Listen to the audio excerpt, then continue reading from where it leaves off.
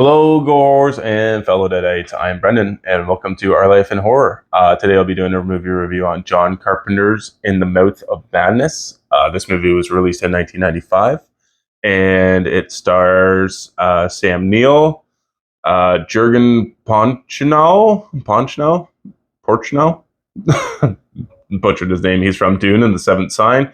We also have Charlton Heston making a appearance from the original Planet of the Apes. If you don't know who Sam Neill is, he is Hugh Grant from Jurassic Park and Dead Calm. I don't know what that one is. He was also in Daybreakers. Just a quick little backstory on how I got around to watching this movie. So I've actually owned this movie for years. I just took it out of the wrapper the other day. When Sam was getting her tattoo done over at Sleepy Hollow Tattoos. He is run by Bobby. He is a great guy. You can find him at Bobby T Tattoos on Instagram. Go give him a like and a follow. He's great. But he loves to put on horror movies, and we were trying to find something for us to watch within the last half hour of the appointment. So he decided on The Mouth of Madness. He's like, "Have you seen it?" And we're both like, "No." I'm like, "I have interest in watching it, but I haven't seen it." So we watched about a half hour of it, and I was extremely intrigued. So even though it's been about a week or so since then, I was finally like, "Oh yeah, I got to put this movie on." So I did, and I have to say, I was not disappointed. I had a great time with this movie. The synopsis is: Sutter Kane is the best-selling author whose newest novel is literally driving readers insane when he inexplicably vanishes. His publisher sends special investigator John Trent to track him down. Drawn to the town that only exists in Crane's book, Trent crosses the barrier between fact and fiction and enters a terrifying world from which there is no escape. Like I said, I think this movie is very good. I do have to say, for quality-wise and stuff like that, I do highly recommend picking up the Scream Factory Blu-ray. It's, I believe, relatively cheap. I think it looks so good that if it were to come out on 4K, I don't know if I would double dip on this movie, because I think it already looks good enough as it is. And it is a 4K scan of the original film elements, so that's fantastic. There's some great special features in here as well, which I haven't checked out yet, but if you have, let me know if there's any worth watching. So we'll kind of break down the story. Well, I guess I'll go with spoiler-free reviews. I think the practical effects are really great in this movie. The acting is very good from everybody. There's a lead female character that we follow throughout this movie, Julia Carmen, who I think is she just wasn't hitting the bars for me the entire movie. And I think that Jurgen Porchnau, I think he was over the top, but I think that was just the perfect way for his character to act. So I did appreciate his acting. But like I said, I think the practical effects are great. I think the score is good. The story is good. The camera angles and stuff like that are good. There was just like one bad touch of CGI in this movie that kind of took me out of it. But other than that, I think it looked really great. So the movie so we'll get into a little bit of a spoiler discussion here. Like I said, I think it's great. I definitely think you should go check this movie out. It's a bit of a slow burn, but once you hit that 45-minute mark, I think it's well worth your time. So why I like this movie is because it is a huge mystery right from the get-go. H.P. Lovecraft usually has there are people that take inspiration from H.P. Lovecraft. They all seem to be wrapped within a mystery, and usually all those mysteries tend to be very psychological driven, whether or not you know you're here in reality. Is this creature real? What's talking to me underneath the floorboards kind of stuff. So whenever I find an H.P. Lovecraft story, I just can't help but want to watch it, because I tend to have liked all of them. So the movie opens up, we got Sam Neill being dragged away into an insane asylum. And then we kind of get to build the pieces upon that. So he is let me see what they use here, special investigator. So he defrauds people. I think that's a term. I'm going to say people who are claiming for insurance benefits. He tries to find out if they're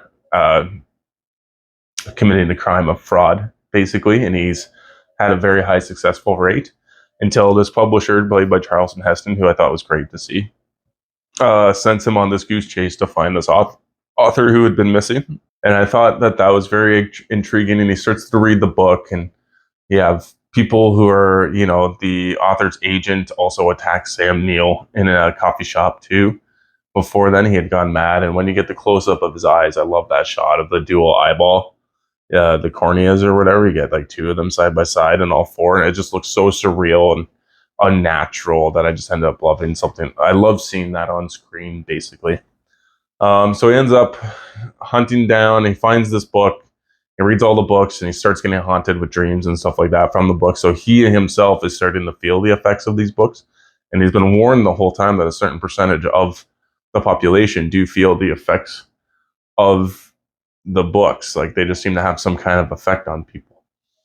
So when he ends up locating this town in the middle of nowhere, and the way to get to this town was basically you drive aimlessly until you end up there. Somehow it's, in South Park when you go to Imagination Land and you have to read the don't know why I brought this up, but you have to sing the Imagination song in order to get there, and it's just like the stupid long song, but eventually you end up getting there.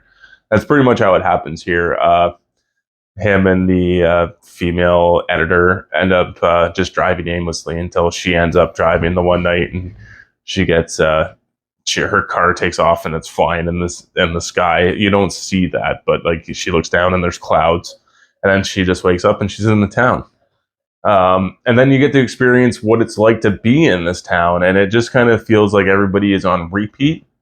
So you have that's Billy Madison, Happy Gilmore's mom, in Happy Gilmore. She is the hotel clerk, and it turns out that she has a dark secret as well. But she's great in this movie. All the practical effects look great, like how they end up affecting all these town people.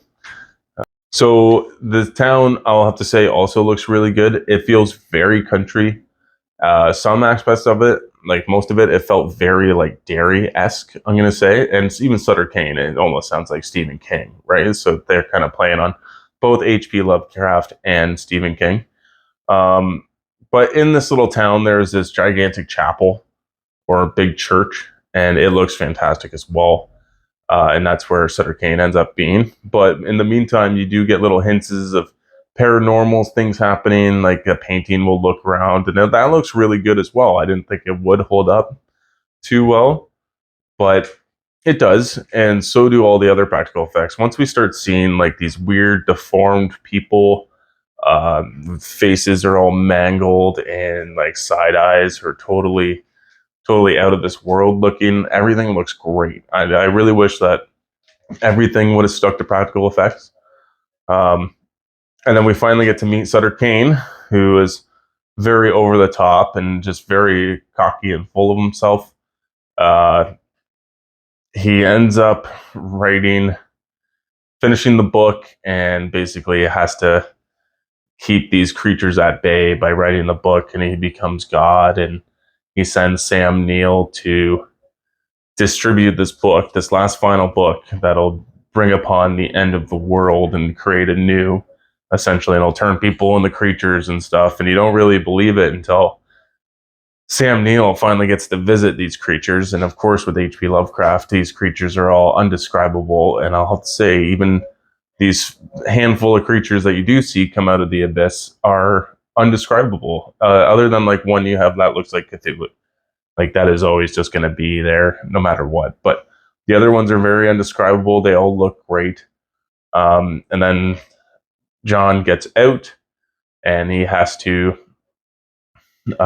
distribute the book, essentially. And he burns the book. He leaves the book, but no matter what, he keeps coming back. He even says that he didn't distribute the book or give the book back to the publisher, but it turns out he did, and he doesn't remember.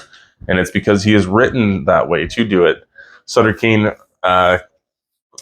told him that he is a piece of fiction and he was created in his book. So it's a very questioning of what is reality and what's not reality. So like if I was a story, would I even know the difference until I could start to question those things? And if I started to question those things, what would happen to me? Would I start to go insane? Probably. But we finally get our book ending with him. He is stuck in the asylum until something happens. Just all of a sudden, Wakes up the next morning, the door is ripped off. The bloody hallways are all bloody with the book kind of thrown paperweight everywhere. And he finally gets to walk out. And of course, there was a discussion earlier in the film about the film rights already being sold for this movie. So he gets to go see that in theater, and it's In the Mouth of Madness, starring John Trent. So he gets to sit down in the movie theater with a bucket of popcorn and watch himself as he relives this entire experience. And then the movie ends with no much more than an explanation if he was actually a piece of fiction or not. I tend to think that he is a piece of fiction and he was created solely to do this. They talked earlier too about characters being written in and out of the movie, essentially. We'll say even written in and out of the book. But yeah, I really enjoyed it. I think it was a great ending to this movie. I do highly suggest picking this up and giving it a go.